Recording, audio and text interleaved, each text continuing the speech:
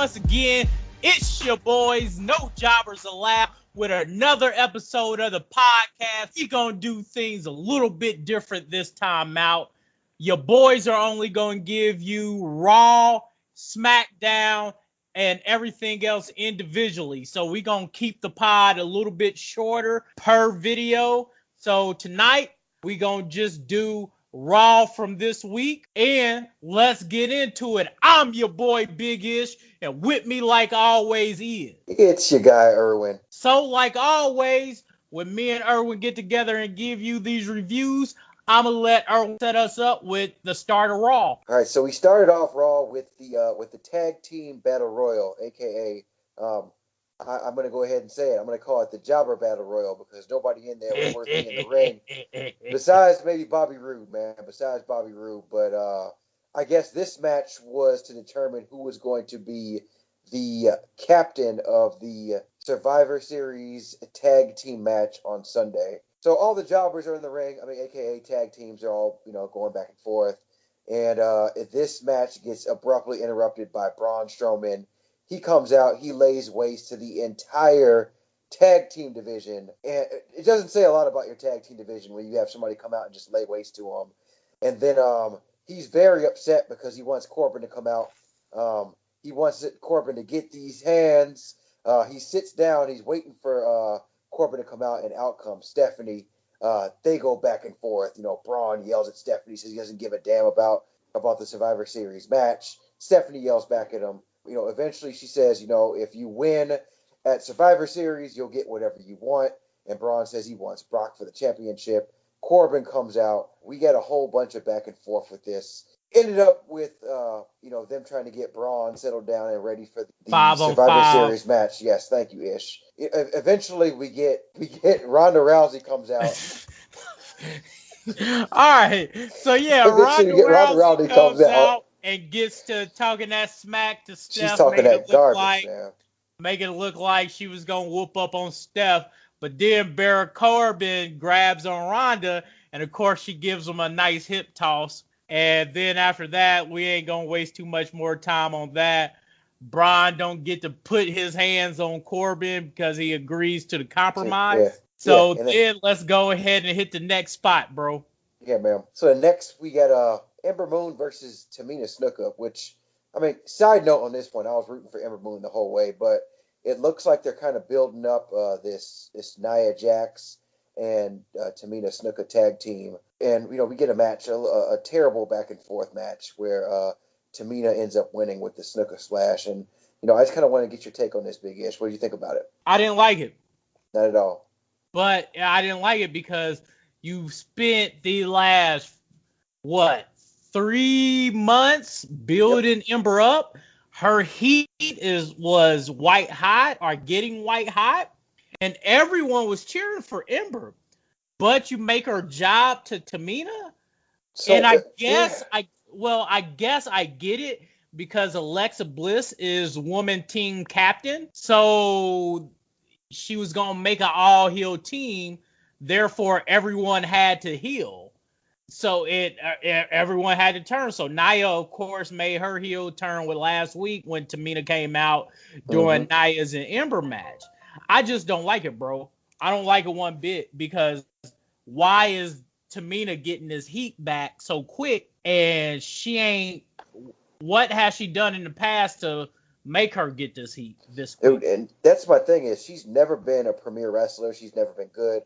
Her only real claim to fame, and this may sound very terrible, like I got ice in my veins, is that she's Jimmy Superfly Snuka's daughter. I really don't know. I don't like where they're going with this. I know where they're going with it, and I don't like it. Wow, Samoans 2.0. I don't like it at all, man. I just don't get the reason behind that. And that was just one of the things that went through my mind. I wanted to hear, what your take on that was, and we see eye to eye on that.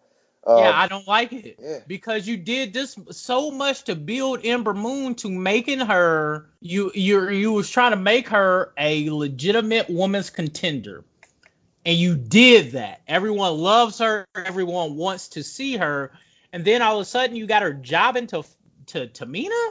To Tamina, if she had lost to Nia Jax again, I might be able to see it, and might be able to actually make sense of it, but. Tamina, I just don't get this, and I don't And like this. I know you watch more wrestling than I have Hmm. because I took a long break, but I don't remember Tamina like that. It was Like I nuts. don't Yeah, remember watching Tamina, but everybody I'm talking to is like, nah, she shouldn't have. Ember shouldn't have jobbed to Tamina. What was the point? never, man. So WWE, man, if you're listening to this, let's change some stuff up. We don't like where this is headed. You guys did really well building up the women's division, but then you give us this garbage. I'm not a huge fan of this, so I'm going to I'm continue not on. even. Thank you for your Yeah, let's go yeah. ahead and move because I don't like it one bit. Yeah. So then next we get this we get a Corey Graves interview with Seth Rollins. He goes back and forth, about what they want to do at Survivor Series, and he's not they kind of bury Shinsuke Nakamura on this one. Rollins said he doesn't give a damn about facing Nakamura on Sunday, and he's more worried about Ambrose. We pan away to Ambrose sitting outside on this old Pontiac Sunfire or something. He cuts a promo on Seth Rollins about how he doesn't trust him, and then throws his shield vest in the trash, man, or not in the trash, in the burning fire. And we kind of end that segment with that. I kind of like that segment, so I kind of want to sit It and talk wasn't a about it for a little bad bit. segment. It was pretty Yeah, good. I It liked it, was man. pretty Yeah, good. The mic work wasn't bad by either party. I liked it. So not at let's all. go ahead and move on. Yeah, man, it was Listeners, good. if you're listening, just watch it. I'm pretty sure you can catch it on a replay. They should show the segment. I doubt that's one of the bigger segments, so I doubt they had cut it from the replay. So watch it. We don't want to Yeah, spend too much time on it. it was good. It was good. It So was good. next on the docket, we get a recap of Drew McIntyre winning against Hall of Famer Kurt Angle last week. Drew McIntyre comes to the ring. He cuts a hellacious promo, man.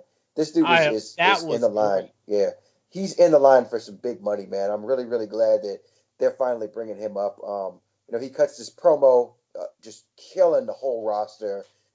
He declares that the Raw show belongs to him now. Finn Balor interrupts this, talks some stuff to Drew McIntyre. Drew goes back and forth. Eventually, there's a match set up: Dolph Ziggler versus Finn Balor, and I kind of want to spend a minute on this promo going back and forth. Hmm. I think it was really good promo work by both parties. Actually, I'm actually glad that Balor is no longer facing Bobby Lashley in I'm meaningless so happy matches. about that because he should have been crushed every time. Yeah, and kind of to me, if this makes any sense to you, it's kind of like they're making Finn Balor out to be again. This is very ironic, kind of like the modern day Dolph Ziggler. Who for a while Dolph Ziggler, whoever they wanted to get over, they put in front of Dolph Ziggler and had him wrestle because, of course, Dolph Ziggler can sell and he has great matches all the time. It seems like they're doing that with Finn Balor. Does that make sense to you, Ish? Well, not in this particular case Mm-hmm. because, well, Finn been having good matches. Finn has already been over, Yep. so I get what you're saying, using Dolph to get your great people over because he always makes whoever he goes against look very, very good. But I doubt that's the particular case in this With him, instance you're because correct. I just think I don't know. I just think Finn. They just need to keep using Finn to keep him in everyone's mind, and True. this is just the way to do it. It wasn't that he needed Dolph. It really could have been anybody, but because the next one up, there is actually going to be the opposite of what you're saying. It's going instead of using Dolph to get somebody over, they definitely about to use Finn to get Drew Drew over McIntyre over. because of the way the setup was that with Drew, he told Finn that you can't fight me until you beat Dolph. Yep, this is true. So And then after that promo again, we'll roll into that. We had a very good match between two great performers of Dolph Ziggler and Finn Balor. Finn Balor wins this one, thank God. I'm kind of excited about this too. Finn Balor versus Drew McIntyre. We'll see some good in-ring work, get some good promos, and we'll finally get mhm. a different main event scene, which I'm very very excited for. I'm so ready for some different main events, like some really good ones too, because they have the talent to do it, but the way they've been booking it, to save storylines ain't been where it was. It just wasn't good. But let's go to the next thing. So we have the match with Finn Balor and Dolph Ziggler, which, well, it was a Dolph Ziggler match, so you know it was good. Yep. Finn and Dolph do really, really good work together. And I thought it was an enjoyable match. I really enjoyed that match. I liked it. And then, so after all this, it looks like Finn Balor is now on the SmackDown, and I'm sorry, the Raw Survivor Series team, along with Drew McIntyre and Dolph Ziggler. So that will be kind of interesting to see how they're going to work together on Sunday. I'm fine with it. I'm fine with all that. Yep. So now let's go ahead and hit the next thing. Finn takes the win there, ends up on the 5-on-5 for Raw versus SmackDown as Survivor Series team. And let's go ahead and hit the next match. Yeah, but before the next match, we get a backstage. Oh, yep. Yeah, we get a backstage interview with Ronda Rousey going against Becky Lynch again. Kind of talking her down, all that stuff. She said, all right, let's talk about it. Let's talk about it because I'm kind of upset. Okay. Whoever is writing your words, whoever is writing Ronda's promos ain't it, man. They're just not it, dog. And you can't put Ronda up against Becky because Becky is delivering great promos week in and week out. She's killing on the mic. And the problem is, whoever is doing it, somebody's to slap the pen out their hand once they get halfway done. Because the last few promos, Ronda has been killing it in the first half. Yeah. But as the promo continues, it just starts to suck. Like, she started talking about millennials? Really? Skinny jeans and all this stuff? Like, she said something about skinny jeans? Avocado toast eating? Yeah. Like that? Like, what? And both Ronda and Becky are millennials. People keep confusing millennials with Generation Z. They're not the same thing. Most of us are millennials. I think it's like between 85 and like 97 or something. Yeah, it's a vast generation, man. So most of us are freaking millennials. So I'm getting tired of that. Ugh. It was just going so good until she got to that part. So good. And to make it worse, Nia Jax and Tamina show up for this one, and they wish Ronda Rousey good luck in Survivor Series. Like, the way she sold that part too, I didn't understand it because it made it look like she was taking it at face value when you know Nia is your next opponent. So why wouldn't you be a little bit more on guard? Exactly, man. I just don't understand who wrote this promo needs to be fired. And why they had it set up like this. The skinny jeans millennial thing just... Well, like I said, whoever wrote it just needs to get the pen slapped out of their hands halfway through. Because they were good for the first half, unless someone's writing the first half of it, and whoever's writing the second half, it needs to be fired. Man, I'm just excited. The champ needs to win. Well, we'll talk about that more. We'll talk about that more when we get to it. Unfortunate circumstances. So you want me to go on to the next match? Are you go ahead, go. I'm done. I was just upset. Like, I'm getting tired of everybody crapping on millennials. I'm getting tired of everyone not understanding millennials. Most likely, you are a millennial unless you really, really old. So right. Well, most of you guys millennials. This is going to get your mind off of it, man, because you got your girl Ruby Riott versus Natalya next. You know I'm Riott Squad all day, every day. I understand you was crying about your daddy's glasses. You know what it is, but hey, man, it's wrestling. If you should have protected your glasses if you didn't want them broken like that last week, Natalya, and now you gonna try to cry about it. Big girls don't cry; they get it in. Like Ruby Riott. Dude, so they jumped her. Go ahead and set up. They jumped her, man. They pretty much that's what it was. This is all this was, her crying about that. They jumped Natalya. They gave her the heart attack, which was made famous by rest in peace, Jim the Anvil Neidhart and WWE Hall of Famer Bret Hart. Fantastic double team move. They get the heat from the crowd. This is setting up for I think later on in the evening they announced that Ruby Riott's actually going to be in the women's tag team or in the women's match at Survivor Series. Don't wait till we get there, though, bro. Do we need to wait till we get there? It's too late now. We all watched it. We all know this. Yeah, I know y'all watched it. But yeah, Ruby, my girl, you know what it is. My man, Pots and Pans, Ruby Riott, is going to round out the 5-woman tag team for Raw. And I'm so happy. I knew they was going to do an all-heel team. I knew it because Alexa Bliss is team captain, which is why Nia had to turn, which is why they brought back Tamina and making her do what she do. But I thought it was going to be the whole Riott Squad and then Tamina and Nia. But then you got to remember, Mickie James is the homies with Alexa, so of course they was going to put her in there. So yeah, she's still around, and we'll talk about that a little bit later. I kind of jumped the gun on that one. As far as that one goes, we'll give it its due in its own segment. so let's go to after the Riott Squad and Natalya beef. So after all that, we have again. They try to restart this tag team battle royal. Okay, I need to spend just a few seconds on this. Why is this happening? Tell me why this happened. Like, Because why? unlike SmackDown, they did no build up for Survivor Series on a Raw side. This was two of the dumbest segments in Raw history. I'm gonna say it. You have all these jobbers out here again. Bro? They just got beat up. All of them got beat up earlier by Braun Strowman. All of them got their ass beat. Every single person that was out there got these hands from Braun Strowman. So they come out again later to do the same exact shit again that we already didn't want to see. Pretty much when they first did this, when they did the first run with Braun Strowman, going in there and doing that, they realized we didn't want to see this shit.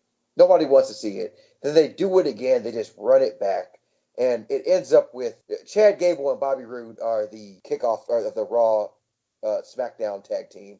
And to make it even worse, I do believe that this is going to be on the kickoff show. It is. Yeah. It's going to be on the kickoff show, the 2-hour kickoff show, because I think they're going to do the women and wins. 2 segments, 2 full segments with these jobbers. They could have did this earlier in the night. They could have had Bobby Roode win and then Braun Strowman come out and just demolish them, and we have to see this for a second time. I am not happy with this. I don't like this at all. This has no place on Raw. I know we have 3 hours of TV that we have to fill, but I'm not happy that's about what this it one. is. It's 3 hours. You need filler. Now, here's my thing. Mm-hmm. I do enjoy a good battle royale on a random night, like a non-pay-per-view show. Mm-hmm. But, like, dog, like you're saying, Braun are a wreck child for that. But the reason why they had to do it was because they did not set it up. You know why SmackDown is considered my A show? Because they kind of have more cohesiveness in their storylines. Definitely more continuity. SmackDown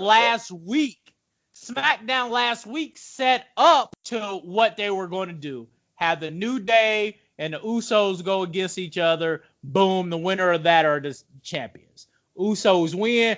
First thing they do, the 3-man team of the New Day is the first members added. Boom, so they almost all the way there right now. Bet. Yep. But SmackDown did not do that. Therefore, now they got to do it all in one jump. They had to do it in one fell swoop. And the only way to do that is a battle royale. Or they could have tried to do another tournament, but it's too late. This shit is stupid. They should just announce a team. I don't even want to spend any more time on that. That's my one rant of the week, man. My one rant of the week. Shout out to Bobby Roode and Chad Gable, because I like them as a team, so I'm kind of glad they got their shine on. Only thing would have been better is if, well, you know what it is. B team, go would have got it, but they didn't. Man. So then after this train wreck of a battle royal, we get Paul Heyman comes out and with Brock Lesnar. He does his normal shtick saying, it's going to beat AJ Styles, all this nonsense. Jinder Mahal comes out. He does his little shtick. He's mad about losing the championship last year to AJ Styles. Long story short, Lesnar ends up demolishing everybody in the ring, the Singh brothers. And a side note on that, Brock Lesnar probably almost killed your boy. He killed the one in the white shirt, man. I don't know which one it is. But he released way too quick. The Singh brother didn't even really get a chance to protect himself enough. No, I wouldn't be surprised. Brock let that go way too quick. Yeah, I think I texted you something like that dude's dead, man. Like he's gonna have some neck problems later. So pretty Yeah, much this segment was just to get Lesnar over, to get us hyped for the championship match happening on Sunday. I liked it. I thought it was cool. It gives Jinder Mahal something to do. and give us Yeah, to see Brock in action besides only on pay-per-views. thank God, man. And continuing on with Raw, next up we have Bobby Lashley versus Elias. We get some great promo work from Leo Rush, some awkward posing by Bobby Lashley. Yeah, Yeah. I'm not mad at it though. Do your thing, Bobby, man. I like what they're doing with Bobby Lashley and Leo Rush right now. That's my thing.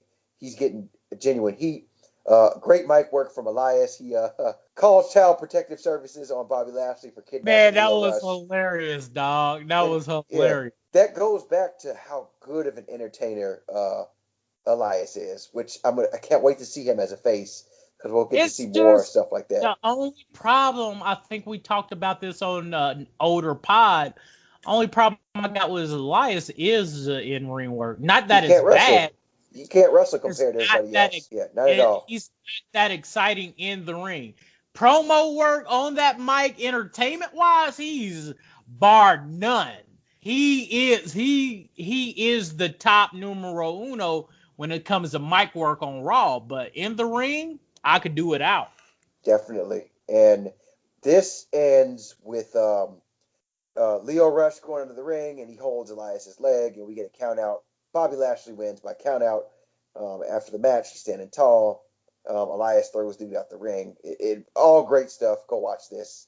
I really, really Watch like the this. match. It was a pretty good match, man. I Yeah. enjoyed the match, and Bobby showing his ass to the crowd is hilarious, man. Basically telling y'all to kiss his ass because he know y'all hate him, but y'all ain't gonna do shit to him. Yeah, man. I enjoyed that a lot. Next up with that one, or next up after that one, excuse me, we have team captain with Alexa Bliss, with Mickey Woo! James, Best Tamina part of Snuka, the and night. Nia Jax. They're out there, and Alexa Bliss is doing her thing. She's not in the match because of concussions, I do believe. Is that what was reported? Yeah, she's still. I don't know what it or why, because it's been about 6 weeks since the injury was reported. But yeah, she's still not medically cleared to wrestle, which is why she only a manager and not competing. Okay, yeah, good. We got that cleared up for our viewers. Bailey says there's one more spot, and she's gonna make Sasha Banks and Bailey fight for it. They have a good little match back and forth, and then how this match ends is Tamina, man. Tamina interferes in this match, and we get a no contest. Fucking Tamina again. I've seen Tamina 3 times tonight. Dog. I'm not cool with this, man, and hate to be in a somber mood for this pod. Dog, it's just like really, because I don't get it, and that could be because my long time away from wrestling.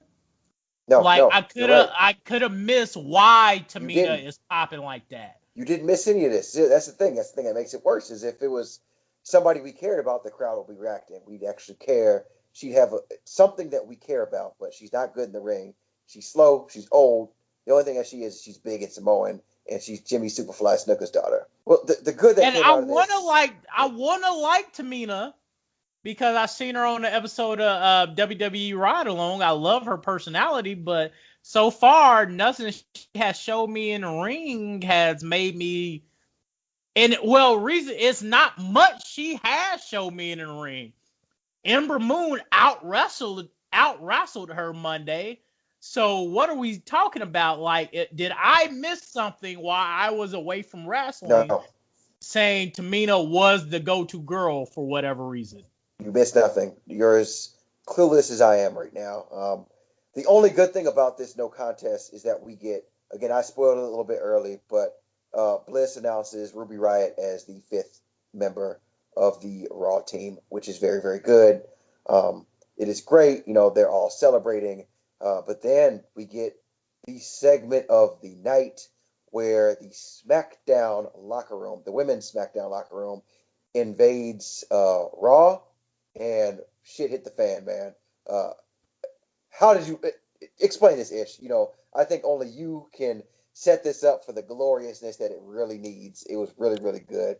Take us through this. I'm going to let you take us through this one. Ladies and gentlemen, listeners of all ages, people that mess with no jobbers allowed, let me tell you a little story about the magnificent man, Becky Lynch. The man.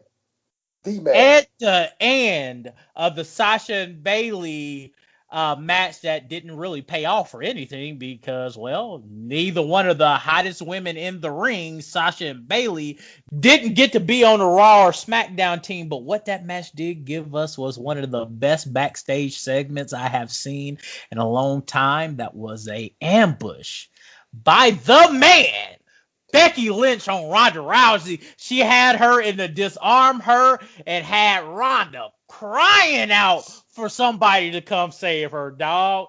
She was destroying Ronda. Only thing I wish is they would have showed how she got her in the disarm her, like showing her hitting her over the head with something and getting her to the ground. So after they pull her off of Ronda, her theme music hits. And she comes out to the ring with the women, Alexa Bliss, Tamina, Nia, Mickie James. They all out there. They're ready to fight. They all out there, ready to go. And Becky, Riott Squad's in there too. Riott Squad's in there too. Ruby Riott's in the ring. You know my girl's ready for whatever. Mm-hmm. Becky comes down to the ring and ready to get it popping. But little did they know, all the women of SmackDown was cleared the locker room that night and made it to Raw and started jumping on everybody in the ring, dog. Sonya Deville, Carmella, Asuka, Naomi, Charlotte Flair, man. They all had on their SmackDown blues, man. Everybody was out there. Lana was out there. They was getting it in. I was surprised to see Charlotte Flair because of the way they was portraying her the last couple of weeks, making it look like she wasn't ready to fight. But she came out there and they started throwing hands and feet out this world, dog. And they started wrecking on Nia and started wrecking on Tamina, getting it popping. Asuka kicked the hell out of Ruby Riott, and you know my girl, I love her to this day, but yeah, man, Asuka gave her the kick out this world, and then Becky gets in the ring and starts whooping on everybody. And then, of course, the one-arm assassin, Ronda, makes it out to the ring and start giving the business with one arm, dog. She started clearing out that ring. But the thing we do have to talk about, which is the only down moment in this match, was when Becky Lynch got injured. Because when I first watched it, bro, I was like, why is Becky bleeding? What happened? I had to watch it back. A couple times. No, I had to watch it back. A couple fan videos who were there live. And you see, unfortunately, Nia Jax stole off on Becky. Dude, she just punched her. It was like it was real. Legitimate punch. Like, no kayfabe, just a punch to the face. I'm like, what?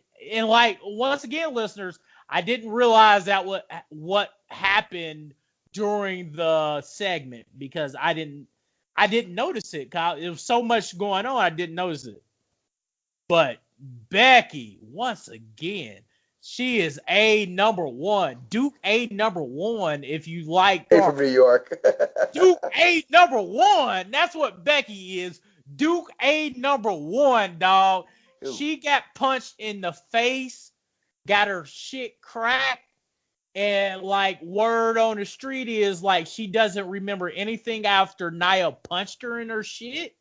So that literally means she was running on autopilot the rest of that match. So when she got up, still managed to throw people around and left through the crowd, she was doing that almost unconsciously. She's the man. That's how good she is, dog. Give all the props to Becky Lynch. Everything, all the respect, all the props go to Becky Lynch. I love you, girl. I can't wait till you get medically cleared to wrestle and perform again because you deserve all the accolades. The only good thing that came from this is now Becky don't have to lose to Ronda at Survivor Series. Yeah, man. Yeah, man, I'm very upset that again, the one constant in this program that has been really pissing me off has been Nia Jax, man. Everything that Nia Jax was in tonight was boring. Everything I almost turned off the television every time I saw Nia Jax, and for her to hit the And the man in the problem is face like I that. like Nia Jax. That's the biggest problem for me is I like Nia Jax. WWE isn't using her correctly, but when you like crack, even we know it's by accident. I'm not sitting up here and saying Nia did anything on purpose or nothing like that. But when you crack the face of the WWE like that, like, come on, dog. I was Like, cool with her until she broke she broke my girl's face, man. You can't hit the man in the face like like that. cracked her shit, bruh. And I know she didn't try, she didn't mean to, but you got to be more careful than that because when you look at it again, when you look over it once again, if you watched it Monday night, you might have not have noticed it. Cause I don't think anybody I talked to or anybody on Twitter really noticed what happened because so much was going on in the ring. And that's the benefit of the doubt I give to Nia is because so much was going on in the ring. But still, you gotta be more careful than that. You really just punched her in the face like you in a bar brawl, bro. Yeah, man. Aside from that, man, we got a great vision of Becky with the blood all over her face and all over her hands, just posing as Oh, Raw goes off the air, she looked man. just like a warrior ready to pounce on something. And that's why I'm so sad she doesn't get to perform on Sunday. Yeah, man. Like, but once again, shout out to Becky Lynch. Shout out to the women of Raw. This was the SmackDown is the A show, but this was the best ending of Raw that I have seen in like months.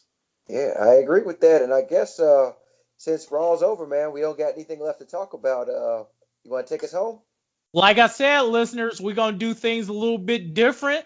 We're gonna give y'all solo pods of each show as opposed to cramming them together. That way you can hear more passion like this without us worried about going over time. So once again, this has been Yo Boys, No Jobbers Allowed with this week's Raw review. And as always, I'm your boy Big Ish, and with me on the mic is It's your guy, Irwin. and like always, we out. We out. Listen to this music.